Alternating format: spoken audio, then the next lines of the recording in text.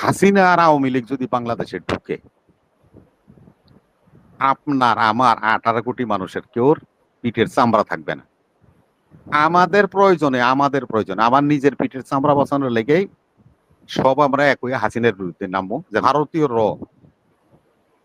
প্রথম শুরু করেছিল তারা হাসিনাকে ফিরে আনার জন্য কি করছিল, আমাদের বিচার বিভাগে একটা কু করতে চেষ্টা করেছে। তারপরে তারা আনসারে একটা কু করতে চেষ্টা করেছে, সচিবালয়ে আগুন দেওয়া হয়েছে, সচিবালয়ে গন্ডগোল করা হয়েছে, ছাত্রদেরকে ভিন্ন অর্থে ছোট ছোট মুভ করানোর চেষ্টা করেছে, তারপরে ইস্কন দিয়ে তারা চেষ্টা করেছে, সব জায়গায় তারা ব্যর্থ হয়েছে। তারপরে তাদের সকল মিডিয়া চলে গেল কোথায়? ইউনূস সাহেবের বিরুদ্ধে। এবং ইউনূস সাহেবরে পচানোর জন্য সারা ওয়ার্ল্ড ব্যাপী তারা তাদের সমস্ত রাষ্ট্রদূত এবং সোর্স গুলিকে লাগায়। ভারত নির্ভর ছিলাম আমরা ট্রেডিং এ, পরে চীনের সাথে আমরা ট্রেডিং এ গেলাম। এটা নিয়ে ভারতের সাথে বিএনপির সাথে দ্বন্দ্ব শুরু হলো। দ্বিতীয় দ্বন্দ্বটা কোথায় শুরু হয়েছে? 10 ট্রাক অস্ত্র নিয়ে আপনারা জানেন যে সমস্যা হয়েছিল পরেশ বড়ুয়া, যে অস্ত্র আসাম লিবারেশন ফোর্সের জন্য নিয়ে আসছিলেন বলে কথিত। সে অস্ত্রের চালান নিয়ে ভারতের সাথে বিএনপির সাথে একটা দ্বন্দ্ব সৃষ্টি হলো।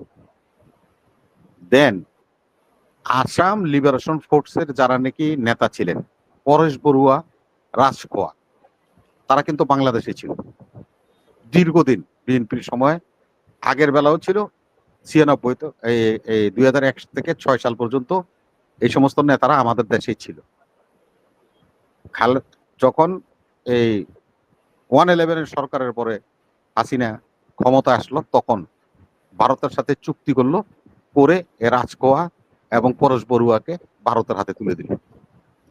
এবং আপনারে লাউয়াছড়া বলে একটা জায়গা আছে সিলেটের, আপনাদের খেয়াল আছে কিনা দেখেন, কয়দিন পর পরেই র্যাব যায় ওখানে মাটির তল থেকে আপনার গোলা বারুদ উদ্ধার করতো।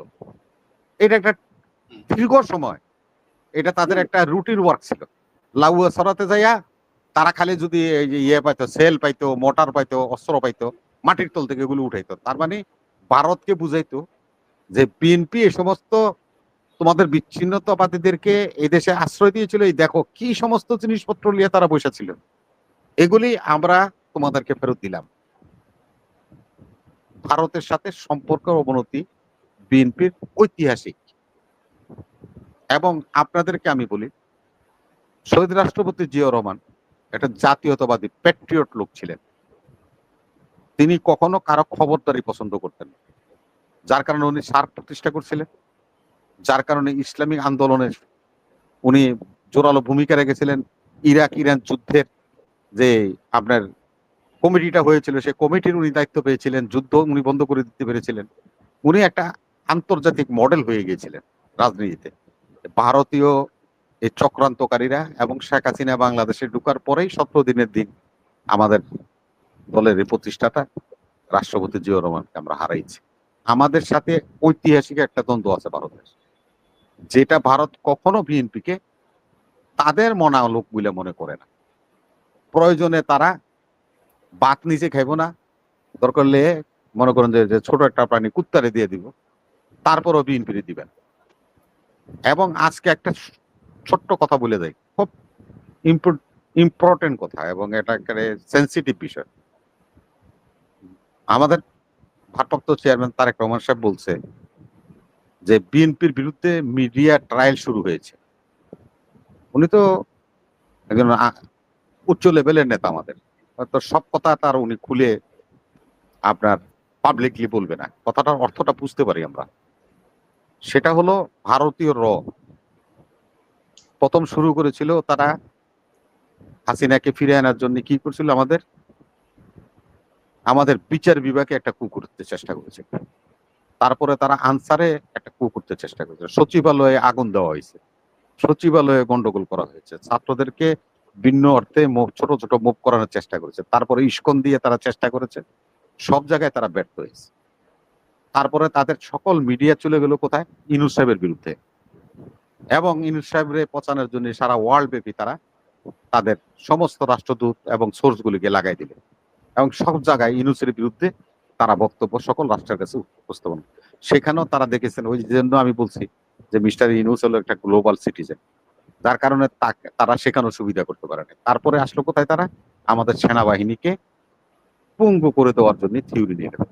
সেনাপ্রধান এবং সেনাবাহিনী সম্বন্ধে আমাদের দেশের এবং বাইরে অবস্থিত এরকম 5 জন সাংবাদিক আছে যারা নাকি এটার সাথে রিলেটেড, রয়ের সাথে। তারা এই কুৎসা রটনার মধ্যে শুরু করলো এবং জানেন যে আমরা একটা বিশাল মহাবিপদ থেকে আল্লাহ এই পবিত্র রঞ্জনে আমাদেরকে রক্ষা করছে। আমাদের সেনাবাহিনীর প্রধান অত্যন্ত ঠান্ডা মাথায়, অত্যন্ত কুল পলিসিতে উনি যেভাবে ওনার অফিসারদেরকে অ্যাড্রেস করেছেন, যে অফিসাররা, আমি একজন অফিসারের একটা ফেসবুকে স্ট্যাটাসে দেখছি, উনি বলছে যে স্যার আপনি যখন বললেন তখন আবার আমি পোশাক পরলাম, হয়তোবা ইফতারিও পরিবারের সাথে করতে পারবো না, সেহেরিও আমি পরিবারের সাথে করতে পারবো না, তবুও দেশ এবং জাতির কল্যাণে আপনি যে কথা বলেছেন সেজন্য আমি আবার জাতির কল্যাণে কাজে বের হয়ে পড়লাম। উনি পোশাক খুলে ফেলছিল ওই অবস্থায়, যে না আমি আর চাকরি করবো। এটা ওনার নিজের ফেসবুক পোস্টে উনি দিয়েছেন। ওই ভদ্রলোক মেজর সাম র্যাঙ্কের, নাম প্রকাশ করেনি। আমরা সে কথাটাই আমি বলছি যে এমন পরিস্থিতিতে, কঠিন পরিস্থিতি থেকে দেশকে নিয়ে যাওয়া হয়েছিল, আল্লাহর অশেষ রহমত। সেই জিনিসটা জেনারেল ওয়াকার ঠান্ডা মাথায় অ্যাড্রেসিং করে তার সেনাবাহিনীতে বা সেনা ক্যান্টনমেন্টগুলোতে যে অস্থিরতা সৃষ্টি হয়েছিল সেটা উনি প্রশমিত করতে পেরেছিলেন। এটা কেন করেছিল যেন আমাদের চিফ অ্যাডভাইজার যেন চীন সফর করতে না পারে। এই চীন সফরকে নষ্ট করে দেওয়ার জন্য অত্যন্ত সুচিন্তিতভাবে আমাদের এই সেনা সদরে, সেনাবাহিনীতে এই চক্রান্তটা করেছিল ভারত। তারা এখানে ব্যর্থ। এখন তাদের শেষ অ্যাসাইনমেন্টটা কি?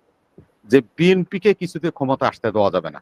বিএনপি ক্ষমতা আসলে মিজোরাম বলেন, নাগাল্যান্ড বলেন, অরুণাচল বলেন, মণিপুর বলেন, আসাম বলেন, এদের যারা বিক্ষুব্ধ গোষ্ঠী আছে, যারা স্বাধীনতা চায়, তাদেরকে বিএনপি সরকারে আসলে তাদেরকে মদত দিবে, সহযোগিতা করবে। কারণ অতীতে বিএনপি ওই আসামের লিবারেশন ফোর্স দিয়েছিল, মিজোরামের ফোর্সকেও সহযোগিতা দিয়েছিল।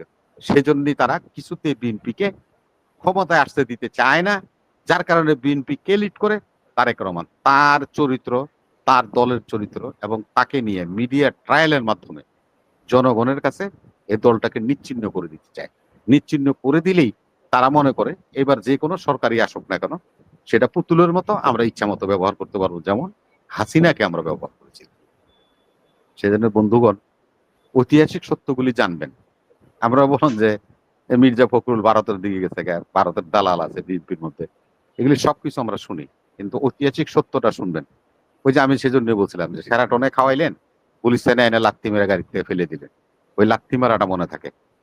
ভারতও জানে যে বিএনপি ক্ষমতা আসলে আবারও সেভেন সিস্টারের বিচ্ছিন্নতাবাদীদেরকে সহযোগিতা করবে বা তারা আশ্রয়স্থল খুঁজে পাবে, সেহেতু বিএনপিকে ক্ষমতা আসতে দেওয়া যাবে না। এবং আমাদের দেশের রয়ের কিছু অবিকল আকৃতির মানুষ জন্ম হয়েছে, সাংবাদিকতায় বলেন, পেশায় বলেন, বিভিন্ন টকশোতে বলেন, বিভিন্ন কারণে বলেন, দেখবেন সকালে গেছে একজনের বাসায়, দুপুরে আরেকজনের বাসায়, রাত্রে দেখবেন আরেক দলের বাসায়। এরা আবার এসে দেখবেন বিএনপির নাম বলবে, বিএনপির আইডেন্টিটি নেবে, বিএনপির বিরুদ্ধে কথা বলবে। আমি দয়া করে অনুরোধ করব, আপনারা যারা চ্যানেল পরিচালনা করেন, যারা বিএনপি করে বা বিএনপির সদস্য, তাদেরকে আনবেন, তাদের পোস্ট পজিশন দেখবেন, সবকিছু যাচাই বাছাই করার এখন খুব সুবিধা নেটের মাধ্যমে। যাচাই বাছাই করে যদি মনে করেন যে আমি বিএনপির লোক, তাহলে আমার বিএনপি হিসাবে ট্রিট করবেন।